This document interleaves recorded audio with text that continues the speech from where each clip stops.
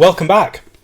In Micah chapter 6 verse 4 we read, "For I brought you up from the land of Egypt and redeemed you from the house of slavery, and I sent before you Moses, Aaron and Miriam." Today I want to talk about the character of Miriam. She isn't actually someone that we read a great deal about in scripture. She's only mentioned on 4 different occasions within the narrative of the Exodus. In chapter 2 of Exodus, she's involved with the rescue of the infant Moses. In chapter 15, she leads the women in song after the crossing of the Red Sea. In Numbers chapter 12, with Aaron, she rebels against Moses. And in chapter 20, verse 1, she's described as dying in Numbers. She's, apart from that, mentioned on a few other occasions in Scripture, in genealogies, such as in 1 Chronicles chapter 6. In Deuteronomy chapter 24, verse 9, she's mentioned in association with the law concerning leprosy. And then in this passage in Micah chapter 6. And it would seem, if we're to judge by the number of times someone is mentioned and the amount of verses given to them, that she isn't that important a figure. But yet, the details that are given concerning her suggest that she is a very important figure. And they are tantalizing and interesting in what they suggest about her. She has an important role in the rescue of the rescuer of the whole people. If it were not for Miriam at the events in the Nile, would Moses have ever been able to rescue the people? Probably not. She is the one who leads the women alongside Moses. She's one who's described as a prophetess in chapter 15 of Exodus. She's the sister of Aaron and Moses. She claims equal status with Moses or a status alongside Moses in Numbers chapter 12. And then her death is mentioned in close proximity to the deaths of Aaron and Moses. The fact that we're told about her death suggests again that she is an important figure. She's described in the passage that I began with as having been sent before Israel by God. So she's very clearly an important figure. A figure who has maybe a bit more about her than we might originally think. And if we're led purely by the amount of times that she's mentioned, maybe we misjudge her importance. Like Melchizedek, she may be a character of tantalizing significance. Jewish tradition in particular has given great attention to the character of Miriam and seen her as a character who is responsible for a lot more than we would initially think. The struck rock in Exodus chapter 17 is called the Well of Miriam, which is strange indeed. I mean, why would it be called the Well of Miriam?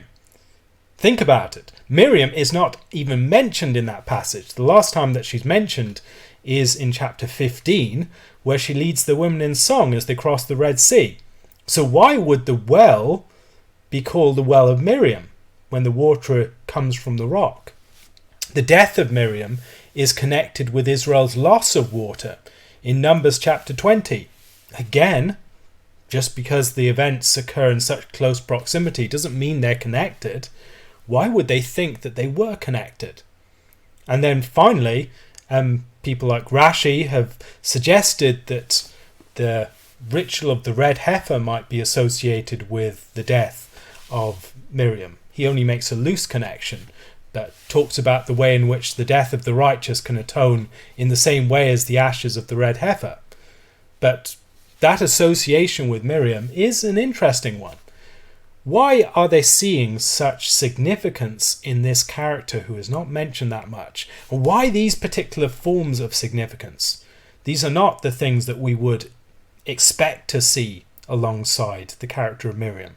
Maybe we'd expect a bit more of an emphasis upon her role at the Red Sea and the deliverance of Israel at that point, but why associate her with the provision of water in the wilderness? The only possible connection, it would seem, is the fact that she dies just before they run out of water. What is there besides that? So there's a puzzle here to be figured out. Are we just to dismiss the tradition and say it's speculative and they've just dreamed things up out of their imagination and put them into the text? It's quite possible that they have, but I'd suggest it's worth tarrying with and seeing, are they actually seeing something within the text that we should see too? Why is Miriam treated as such an important figure? Are there further biblical clues to be followed? I want us to take us back to the very beginning of the story, when we meet Miriam for the first time. And in this story, she's not even mentioned by name. She's described as the sister of Moses. And the story is the deliverance of the infant Moses. Moses is placed in an ark of bulrushes covered with bitumen and pitch, and it's put among the reeds by the side of the river. And as the daughter of Pharaoh goes down to bathe, she finds this ark and she finds the infant Moses. And at a distance, Miriam, his sister, is watching. And she comes in at that critical moment and intervenes and says, "Shall I find a nurse for the infant?" And so she brings the infant to the actual mother of Moses, and Moses is nursed by his mother. And then he's raised as the son of the daughter of Pharaoh. So she has a very critical role within that story. She intervenes in a way that ensures that Moses will be connected to his mother.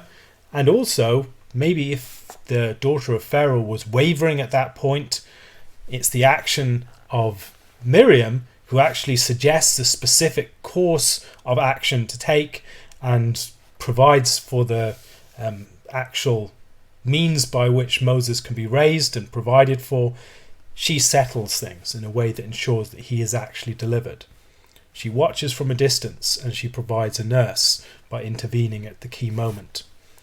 The second incident where we see her is the deliverance of Israel through the Red Sea and the defeat of the Egyptians and Pharaoh's armies being drowned within the Red Sea. And afterwards she leads the women in song. And at that event she is quite a prominent character. Miriam, the prophetess, the sister of Aaron, took a tambourine in her hand, and all the women went out after her with tambourines and dancing. And Miriam sang to them, "Sing to the Lord, for he has triumphed gloriously. The horse and his rider he has thrown into the sea." Miriam leads all the women in song. She seems to be, along with Moses and Aaron, she seems to be a leader of the people. So these are some significant features about her, but is there anything about those two events that maybe connect? I think there are. There are some immediate similarities that might come to mind. In both occasions, there is the instruction, or in the first occasion, Miriam stands at a distance and watches. In the story of the crossing of the Red Sea, Israel is told to stand still, and they're supposed to stand firm and see the salvation of the Lord, which he will work for you today. And so they have to be silent, stand at a distance, and see what God will do for them. It's a similar sort of posture as Miriam takes. There's the Sea of Reeds. They're delivered from the Red Sea, or the Reed Sea. And as they're drawn from the Reed Sea, so Moses was drawn from the reeds by the water. There's a threat to Moses in the first occasion. There's a threat to the whole of Israel. Moses gets his name as the one drawn out of the water. And Israel, in this paradigmatic event, is drawn out of the water too. Both of them are connected with birth themes. Moses only receives his name after he's drawn from the water. It's associated with the larger birth narrative that surrounds it. It's part of his birth. He doesn't truly become... he isn't truly born, as it were, fully delivered until he's drawn out of the water. Israel is born through the Passover and the crossing of the Red Sea.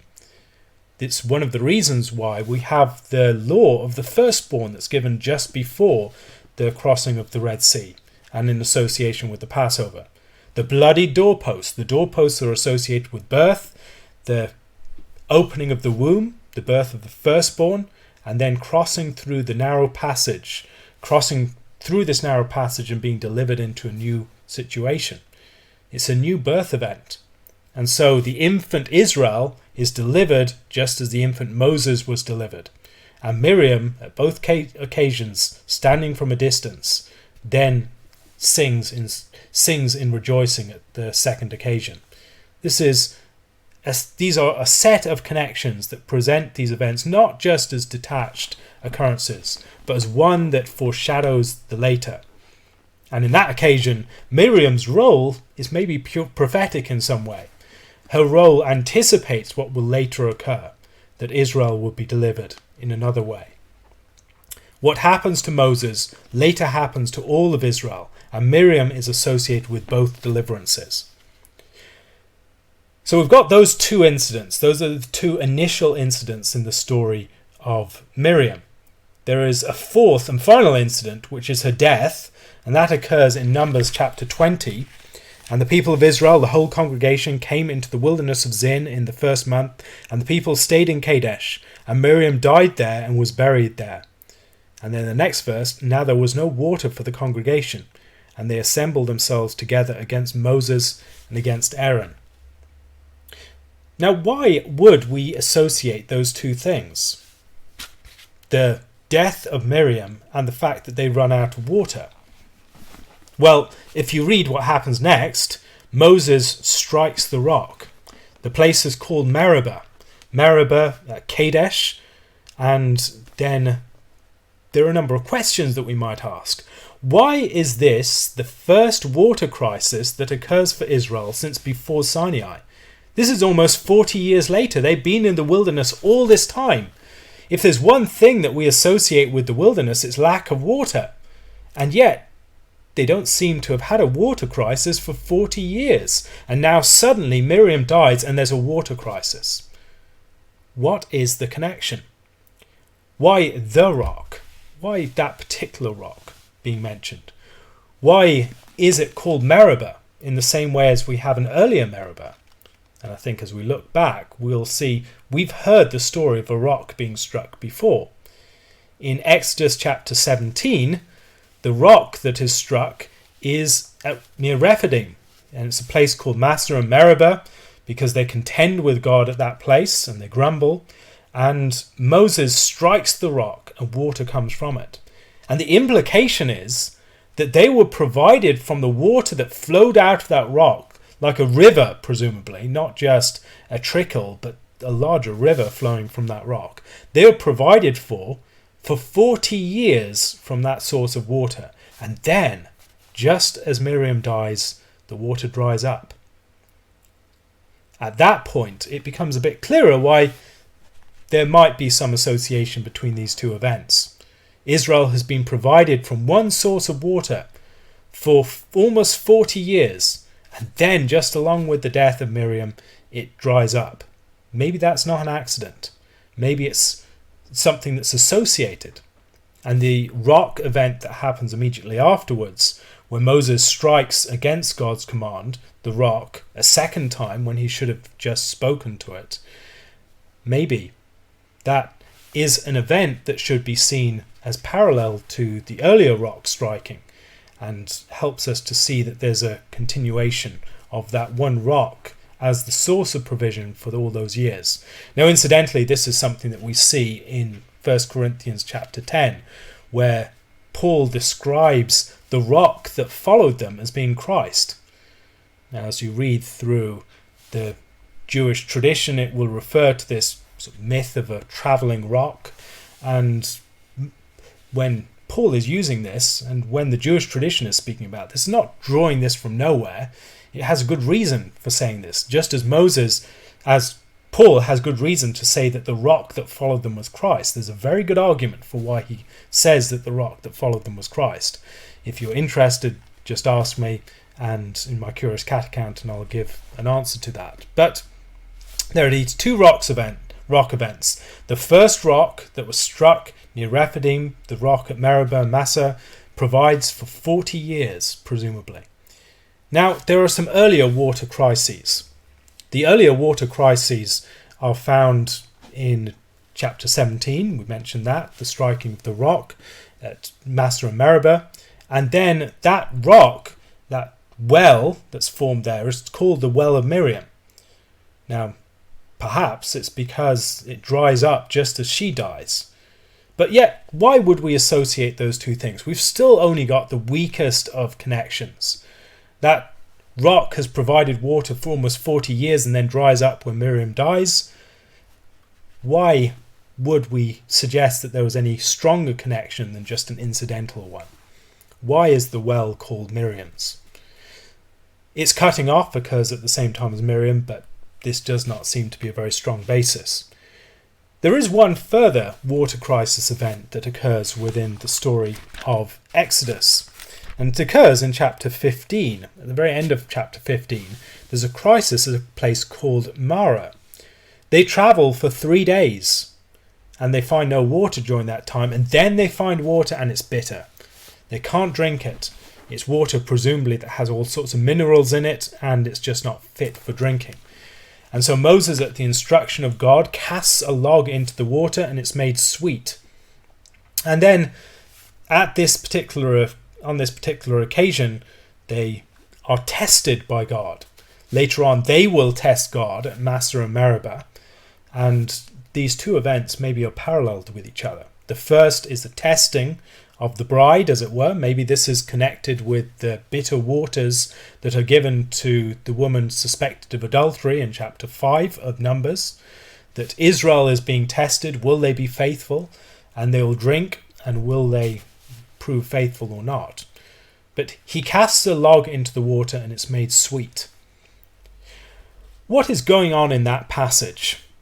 As we look a bit more closely, it occurs immediately after Miriam sings her song following the crossing of the Red Sea. But that seems to be a previous incident, unconnected with what happens immediately afterwards at Marah.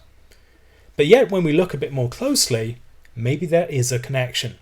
Miriam's name means, quite possibly, bitter sea.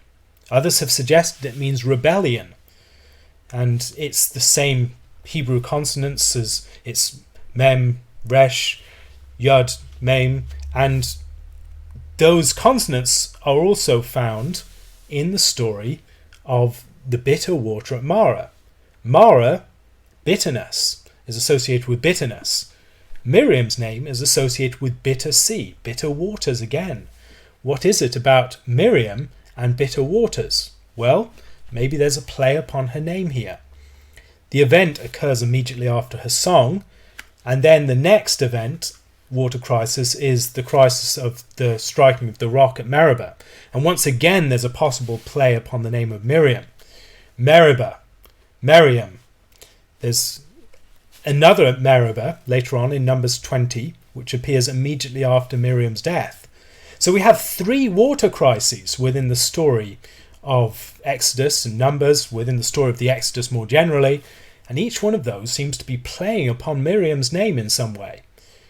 The play is also within the text itself. The same letters, consonants in her name are found in the description of the water as bitter in verse 23 of chapter 15 of Exodus. They came to Marah, they could not drink the water of Marah because it was bitter. Miriam, and therefore it was named Marah. And so that connection with Miriam may be seen in the word that's used for bitterness. Other things to notice, that in the second Meribah incident, in Meribah near Kadesh, Moses calls the people Morim, calls them rebels.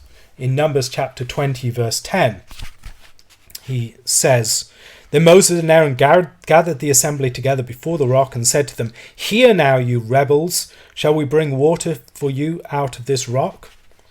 So on both occasions we see the same consonants for Miriam's name. There seems to be a play upon Miriam's name. Meribah or Meribah and Miriam. And then we see Marah, bitterness, and the Miriam waters of Marah that are associated with that bitterness that we see in the character of Miriam. Is there a connection here? Quite probably. Think about what Miriam does in Moses' rescue as an infant. One of the first things that she does is find him someone to drink from as an infant, a nurse. She's the one who provides liquid sustenance for Moses. Women in Scripture are associated with wells. Particularly in the book of Genesis, we see women and wells associated on several occasions. And here, maybe there's an association with Miriam and the provision of water for this infant people. And then she has nursed them through the whole of the waters that she has provided, or that are associated with her, have provided for them for all this period of time. And then she dies and the waters dry up. The fact that there's the play upon her name on these three occasions, these three water crises, suggests that even though she's not explicitly mentioned within those incidents, that she might be connected with them, that she is the one who is connected with the provision of water in the wilderness. Now there's another event in Miriam's life, and this event is the third event that she occurs in the story of the Exodus. And it's in Numbers chapter 12, when she rebels against Moses with Aaron. And when Moses he's married a Cushite woman, and she speaks against Moses with Miriam, or with Aaron at that point. And Moses, or God, intercedes or acts on behalf of Moses at that point. And Miriam is judged. She's judged with leprosy and cast out of the camp for 7 days. She turns leprous like snow.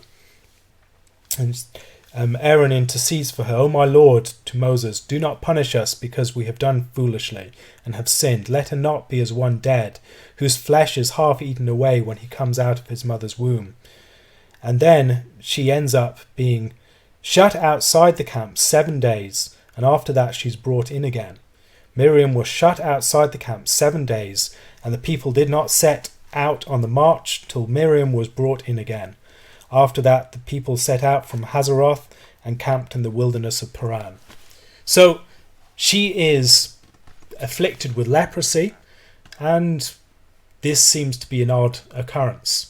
But yet, there's another event that when she dies, so another thing that's mentioned just before that, and I've mentioned this in passing, the ritual concerning the red heifer. And I suggest that maybe there's a connection. The red heifer is involved with a 7-day ritual as well. It's involved with being outside of the camp for that period of time, being unclean for 7 days, and that for those 7 days he can't enter in, and then at the end of that time they can enter in. And the ritual has elements within it that remind you very much of the ritual concerning leprosy. So the priest shall take cedar wood and hyssop and scarlet yarn and throw them into the fire, burning the heifer. And we see in the book of Leviticus chapter 14 that there is something very similar, that he takes 2 live clean birds, cedar wood, scarlet yarn and hyssop. And so there is a cleansing ritual, and the cleansing ritual in chapter 19 of Numbers is for the dead body, the corpse, and it's providing water of cleansing. So the whole ritual, this death of this red heifer, all the different elements that are associated with it, and the elements that are associated with leprosy earlier, all of those things are for the provision of water of cleansing, so that they will be able to enter into the land. It's connected at this point, not just with a vague assortment of rituals, but with a particular moment in the narrative, just before the death of Miriam and the death of Aaron and the death of Moses, on the borders of the land, just as they're about to enter in. These 3 figures die. The key figures that have led them throughout that whole generation will die before they enter into the land. Now, as you look through the law of Leviticus, it would seem if we were going to put the law of the red heifer somewhere, we'd probably put it in with the rest of the laws in Leviticus. But the fact that it is found here suggests that it's maybe connected with the narrative in a closer way than we might think. Now, why does it occur there? I suggest because it's connected with the death of Miriam. Miriam is the one that provides water. She's the one who's the red heifer. Now, why would she be the red heifer? The heifer, it's a female cow. We don't have female cows in the rituals for the most part. We have male cows that represent the priests, but what does a female cow represent? A female cow presumably represents a woman who's associated with the priestly families. And so she's one who's the sister of Aaron, the high priest, and so it would seem fitting that she's represented by a heifer. And it's the death of the red heifer, along with the symbols associated with leprosy and a similar sort of ritual associated with leprosy, that she is placed, that the heifer is burnt and prepared outside of the camp, and then this water is prepared, and that water will enable them to enter into the camp. But the fact that it occurs here, just as they're about to enter into the promised land, suggests that it's not just about this ritual for entering into the camp, it's a ritual for entering into the land as well. It's about that bigger story, that bigger picture. And the death of Miriam, of Aaron, and of Moses are necessary steps for the transition into the land. If you think about the law of the cities of refuge, they will not be delivered from the law from the cities of refuge until the death of the high priest. The death of the high priest represents a transition. Likewise, the death of Miriam. Now, if Miriam in her life provided water and sustenance, she's the one that provided a nurse for Moses. She's the one whose name is associated with Mara and the provision of water there, and the bitter waters made sweet. She's the one who's associated with Meribah and the waters of the rock that provided for them for 40 years and then dried up just as she died. And then with the second events at the second Meribah, maybe the waters of cleansing associated with the red heifer and the death of the red heifer, maybe those are associated with Miriam too. I'll leave that for you to think about. There's a lot more in the story of Miriam that is suggestive, and these are just explorations that I wouldn't put too much weight upon, but I think there's something there. Thank you very much for listening. If you have any questions, please leave them in my Curious Cat account. If you'd like to support this and other podcasts like it, please do so using my PayPal or my Patreon accounts. God bless, and thank you for listening.